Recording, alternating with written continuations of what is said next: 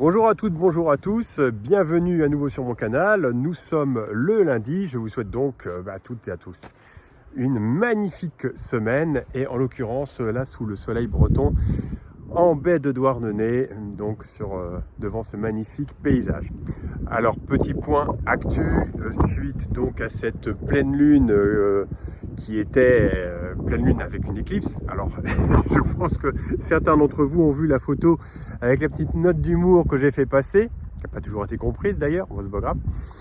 Et donc c'était un moment de l'année très particulier, c'était même alors on est sur la lunaison, l'une des lunaisons les plus complexes de l'année 2025, c'est celle qui introduit le printemps.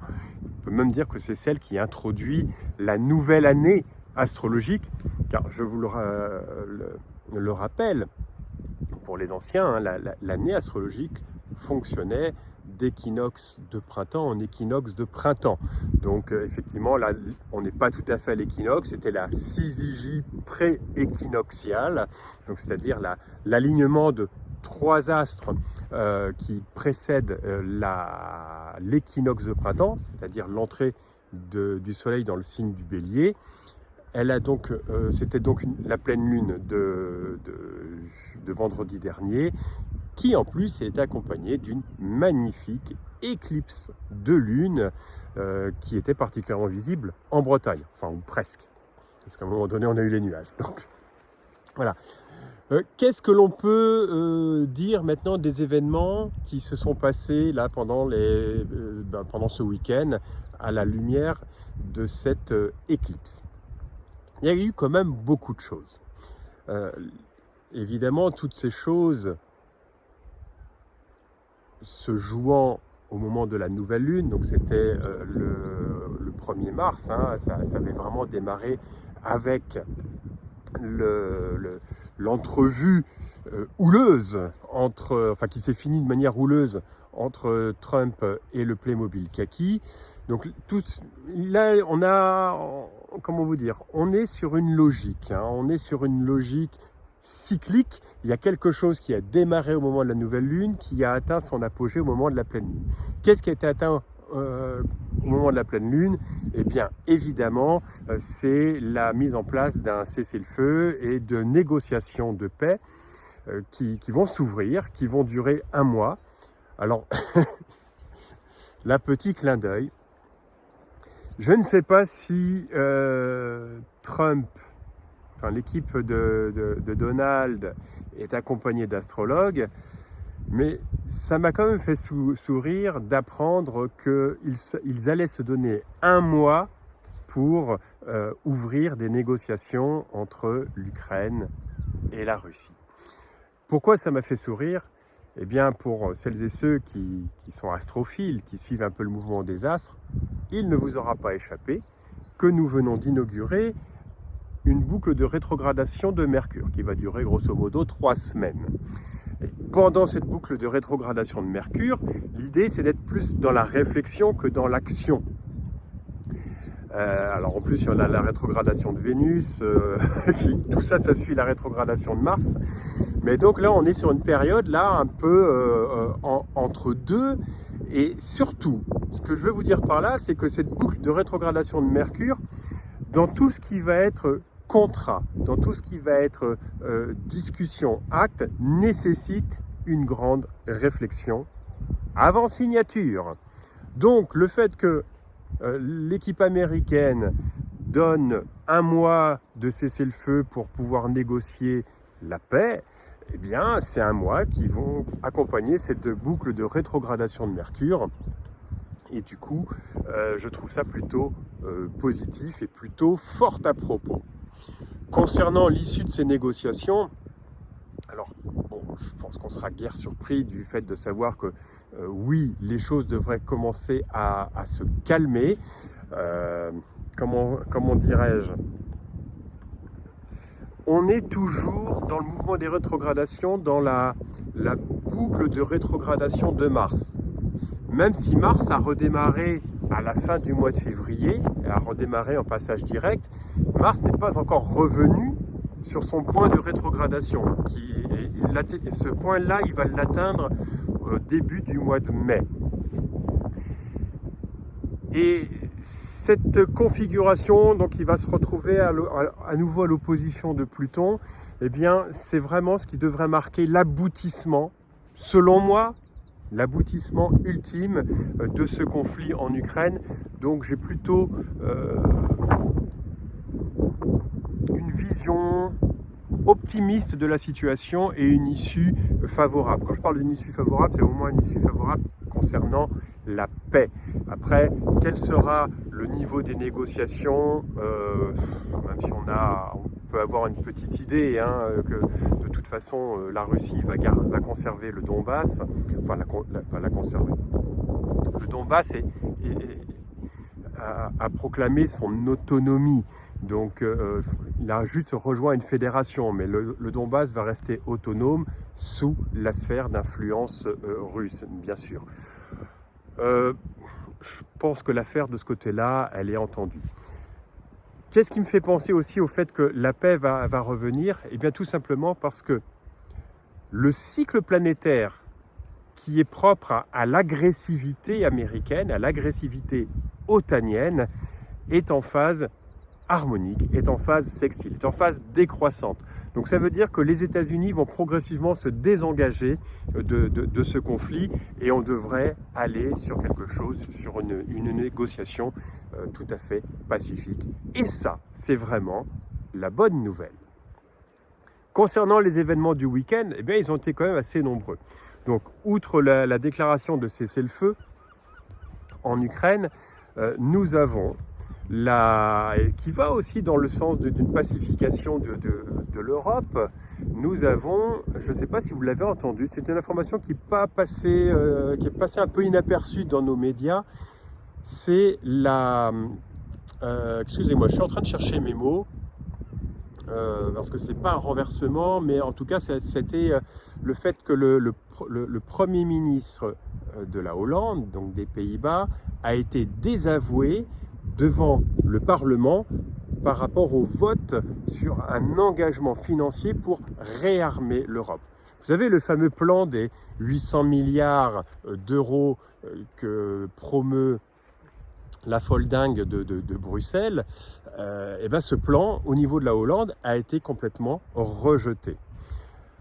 Donc ça, c'est quand même quelque chose qui n'est pas neutre. Au même moment, au Canada, nous avons Justin Trudeau, enfin tout ce que vous voulez, pardon, je suis un peu facétieux, mais donc Trudeau qui quitte le pouvoir. Bon, il est remplacé par un autre fantoche, un autre polichinelle mondialiste, mais déjà, le fait que Trudeau s'en aille, c'est un premier symbole. Et puis, ben en Europe, alors nous avons le réveil des peuples. Si vous avez suivi mes précédentes interventions, je vous avais parlé donc entre le 10 et le 15 mars, de cette première fenêtre de tir qui devrait être la manifestation d'une crise politique et qui sera ensuite très vite suivie d'une crise sociale, d'une manifestation sociale. Bon, il semble que la manifestation sociale soit un peu plus en avance et que la crise politique, finalement, pour l'instant, ses effets sont pas encore spectaculaires. Ils le sont en sous-main, mais ça n'a pas encore été spectaculaire. Par contre, en termes de manifestation sociale, oui, là, ça commence vraiment à tanguer. Je trouve que c'est un peu tôt par rapport à ce que j'avais estimé, mais pourquoi pas, après tout. C'est donc ce qui se passe en Roumanie, ce qui se passe en Serbie, mais également ce qui se passe en Grèce. Et ça, c'est pareil, les médias en parlent très peu, mais il y a aussi pas mal de manifestations qui sont en cours en Grèce, et des manifestations assez amples, je dois dire.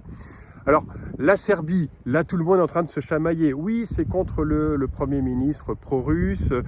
Oui, c'est pour l'Europe. Oui, non, pas du tout. Alors, d'un certain point de vue, c'est contre le gouvernement serbe, il est vrai, qui est plutôt pro-russe, il est vrai également, mais c'est absolument pas une manifestation pro-européenne. Mais alors, mais pas du tout. On n'a vu aucun drapeau européen, et puis surtout, quand on voit que... Alors, je crois que c'est estimé à 300 000 personnes qui ont défilé à Belgrade, qui brandissaient des icônes des icônes religieuses. Je n'ai pas encore beaucoup entendu la folle dingue de Bruxelles défendre une expression de la foi populaire, notamment une expression de la foi orthodoxe. Donc voilà, on a encore beaucoup de choses à découvrir. Attention, Mercure est rétrograde, donc il y a beaucoup de choses encore qu'on ne sait pas. Tout ce que je peux vous dire, c'est que, le constat, c'est qu'il y a un ras-le-bol généralisé commence à s'exprimer dans la rue. Ça a commencé en Roumanie avec l'histoire du rejet des candidatures, des candidats dits complotistes, pro-russes, extrême droite, enfin tout fascistes, tout ce que vous voulez. Vous connaissez la rengaine habituelle de l'Union européenne, qui bien évidemment ne veut pas constater, ne veut pas admettre que des candidats qui sont opposés à l'Europe puissent prendre le pouvoir. Donc là, alors quand on parle d'ingérence, quand on accuse les Russes d'ingérence en Roumanie, c'est quand même un peu l'inversion accusatoire, hein. Parce que qu'est-ce que l'ambassadeur de France a fait en Roumanie, aller quelques jours avant le rejet de la candidature de Călin Georgescu, pourquoi il a été visiter le président du Conseil constitutionnel roumain. Bon voilà, hein, tous ces éléments, je ne vais pas vous faire l'article de l'actualité, tout ça c'est en libre accès sur des réseaux sociaux comme X, mais en tout cas, l'inversion accusatoire ici, elle est probante, hein. Donc nous avons une ingérence occidentale dans les affaires roumaines et absolument pas, en tout cas, c'est pas démontré pour l'instant qu'on ait une ingérence russe. Néanmoins, le peuple roumain est en train de se soulever, de se réveiller. Et rappelons-nous, la dernière fois que le peuple roumain s'est réveillé de cette façon assez surprenante, c'était en 1989-1990, au moment du renversement des Ceausescu, des tyrans de la Roumanie qui ont fini fusillés au pied d'un mur par un peloton d'exécution. Donc chez les Roumains, ça peut s'enflammer et on voit quand même qu'il y a une volonté pour l'instant collective, sociale, de ne pas se laisser faire. Et là, nous sommes qu'au début du printemps. Rappelez-vous ce que je vous présentais dans la météo astrale de l'année 2025. Hein. C'est en train de monter progressivement jusqu'au mois de juin. C'est-à-dire que le mois de janvier, le mois de février, c'était une période un peu entre deux. Et à partir du mois de mars, et notamment de la pleine lune, enfin, grosso modo de la pleine lune, hein, je ne vais pas dire autrement, de la pleine lune du mois de mars, puis de l'équinoxe de printemps, les choses vont commencer à s'amplifier de plus en plus jusqu'au mois de juin. Encore une fois, je ne suis pas là pour vous dire comment ça va se passer exactement. Je ne raisonne qu'en termes de climat, hein, de climat cyclique. Concernant la France, alors là c'est pareil, ça devient très intéressant ce qui se passe en France.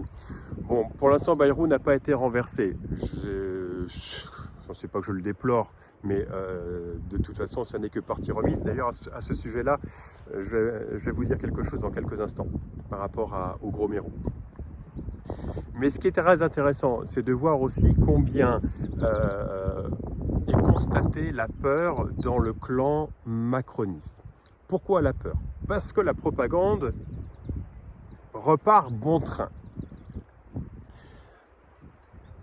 Et vous savez ce qui se passe en France à chaque fois qu'un président se retrouve en difficulté dans les affaires intérieures du pays?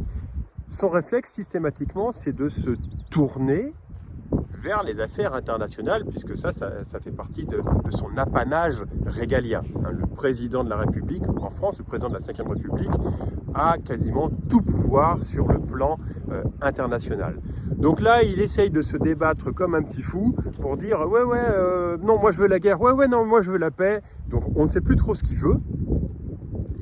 Il essaye d'agir de manière très opportuniste, parce qu'il voit très bien que les affaires du monde sont en train de lui échapper. C'est même pire que ça, les affaires du monde sont en train d'échapper à la France. Autrefois, la France avait son mot à dire. Aujourd'hui, elle l'a perdu, cette capacité-là. elle l'a perdu. Alors oui, c'est une puissance nucléaire, oui, elle a un siège permanent au Conseil de sécurité, et encore qu'il voudrait être donné à l'Europe par Macron, mais le constat, il est là aujourd'hui. La France n'a plus du tout sa voix sur la scène internationale. Qu'est-ce qui se passe? Qu'est-ce que le gamin est en train de constater à son fort défendant? C'est que concernant l'Ukraine, il est complètement out. Alors, il essaye de s'agiter avec le Premier ministre britannique pour donner l'illusion qu'ils ont une influence, qu'ils ont leur poids, mais en fait, dans les faits, il n'en est strictement rien. Et là, ils sont en train de dire tantôt de souffler le froid, tantôt de souffler le chaud, mais concrètement, il ne se passe rien. Ils n'ont plus aucune marge de manœuvre, ils n'ont plus aucune action. Aujourd'hui, ce sont les États-Unis et les Russes qui gèrent la situation. Alors bien sûr, il va falloir introduire les Ukrainiens dans l'affaire des négociations, ça ne peut pas être autrement. Mais le constat est que l'OTAN est en train de se désengager de l'Ukraine, que l'Union européenne n'a plus voix au chapitre, que la France n'a plus voix au chapitre non plus. Je ne parle même pas des Britanniques. Donc là, on est sur une forme d'illusion, on n'est que sur des manchettes de communication pour dire non, mais vous voyez, grâce à nous, on a influencé Trump et compagnie. Mais pas du tout, pas du tout. Là c'est une catastrophe pour la France, c'est pitoyable. Voilà. J'en reviens maintenant au Mérou. Alors, le Mérou, donc je vais expliquer qu'il y avait une possibilité pour qu'au moment de cette pleine lune, ou un petit peu avant, il soit renversé ou qu'il soit amené à démissionner ou autre. Ça n'est pas le cas, attention, hein, je ne suis pas là pour vous dire comment les choses se passent, je vous donne les fenêtres d'opportunité. Donc, s'il n'y a pas celle-ci, il y en a une autre qui va arriver au mois de juin.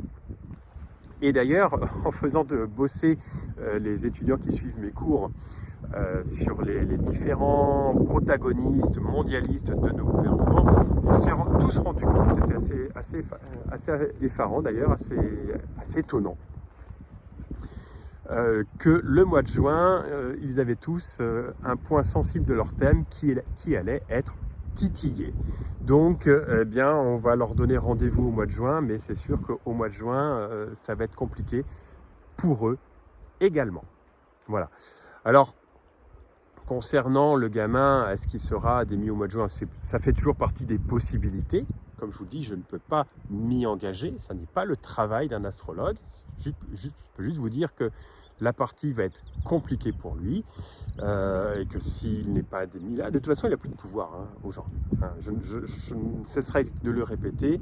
Aujourd'hui, le gamin n'a plus de pouvoir. Il peut s'agiter dans tous les sens, mais dans les faits, il n'a plus du tout de pouvoir. Donc, on n'a plus qu'à laisser les choses se faire, on n'a plus qu'à les observer. Il n'y a plus grand-chose d'autre à faire. Par contre, le mouvement qui vient maintenant, c'est le risque.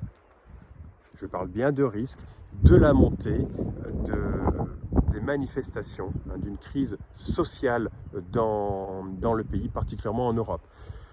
Les événements que nous avons, les événements au niveau des éphémérides, les cycles planétaires, nous indiquent très clairement que ce premier semestre 2025, c'est une crise européenne qui est en train de s'approfondir, de se creuser. Et je vous le répète, l'apogée de cette crise, c'est la fin du mois de juin. Fin du mois de juin, début du mois de juillet. Voilà. Donc ça, c'est pour l'Europe. Pour le reste du monde, normalement, les choses devraient se faire de manière beaucoup plus fluide, parce qu'on n'est que sur des cycles croissants. Et puis l'automne est normalement beaucoup plus calme. Après, évidemment, j'aurai l'occasion de revenir faire des points avec vous en fonction des points d'actualité planétaire un peu plus précis. Là, je vous parle sur une ambiance climatique générale, mais vous savez, l'astrologie, il y a plein de paramètres à prendre en compte. Donc, on va réagir un petit peu, on va agir sous la forme d'un entonnoir. Voilà ce que je pouvais vous dire sur ce petit point post-pleine lune du mois de mars. Mais vous voyez que les choses bougent. Elles bougent de façon assez, j'ai envie de vous dire, assez inéluctable. Et ça va plutôt dans le bon sens. Voilà, sur ce, eh bien, je vous laisse devant ce magnifique paysage et puis je vous dis à très bientôt. Ah, petite pub, pour celles et ceux qui sont intéressés par le prévisionnel, hein, je donne un séminaire à la fin du mois, là, le samedi 29. C'est toute la journée par Zoom. J'ai mis en poste de communauté la présentation de ce séminaire. Donc si ça vous intéresse, n'hésitez pas. Je vous souhaite à toutes et à tous une belle semaine et une très bonne journée. À bientôt!